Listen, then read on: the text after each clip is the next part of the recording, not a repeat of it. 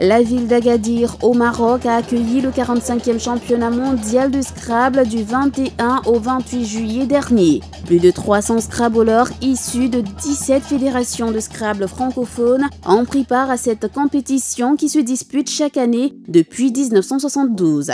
En termes de bilan, on relèvera l'organisation parfaite de la compétition orchestrée par l'Association marocaine de Scrabble et la Fédération internationale de Scrabble francophone qui a permis de plonger les participants dans une ambiance décontractée et très conviviale durant une semaine. Les récompenses ont été attribuées aux plus méritants et l'Afrique peut désormais s'enorgueillir d'avoir pu placer un trio en tête de l'épreuve de Scrabble classique, à savoir l'Ivoirien Alabi Habib et le Gabonais Gildas Madela, champion et un vice-champion du monde, l'Ivoirien Sanoko Ahmed s'adjugeant la médaille de bronze.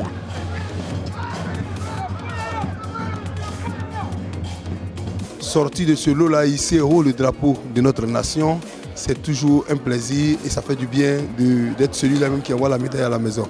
Quand je menais le peloton, après 3 rondes, j'ai dit que le plus important n'était pas d'arriver au sommet, mais c'est de pouvoir se maintenir à ce sommet-là.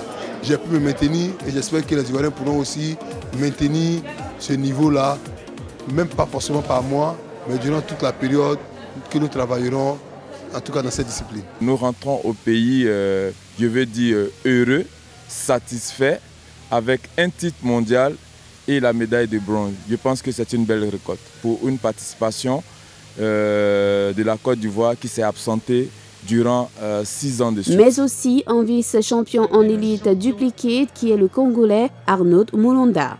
Les Sénégalais Ndongo et Maktar Silla ont remporté le titre de champion du monde de Scrabble en paire. Les Africains se sont donc créés une place de choix aux côtés des figures emblématiques que regorge cette discipline, tels que le Suisse Hugo de la Fontaine, champion du monde d'élite duplicate, ou encore le Français Jean-François Lachaud, champion du monde de Blitz, sans compter le Néo-Zélandais Nigel Richard, véritable attraction de ce mondial de Scrabble, 3e de l'élite duplicate. C'était aussi le moment pour les fédérations africaines d'envisager la création d'une instance fédératrice afin de faire encore plus valoir les performances non négligeables des Scrabbleurs africains au sein de la fédération internationale. C'était également l'un des enjeux pour les fédérations africaines, se retrouver en marge des championnats du monde et puis travailler sur des textes qui vont régir les championnats d'Afrique, les Champas, et également sur la future confédération africaine des Scrabble francophones.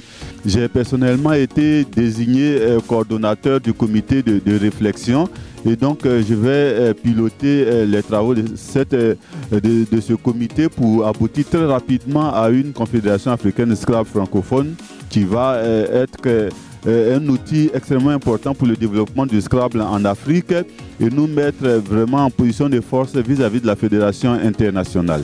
Le président de la fédération internationale est satisfait du bon déroulement de ce mondial de Scrabble et espère que la discipline sera intégrée au prochain jeu de la francophonie prévu l'an prochain à Abidjan.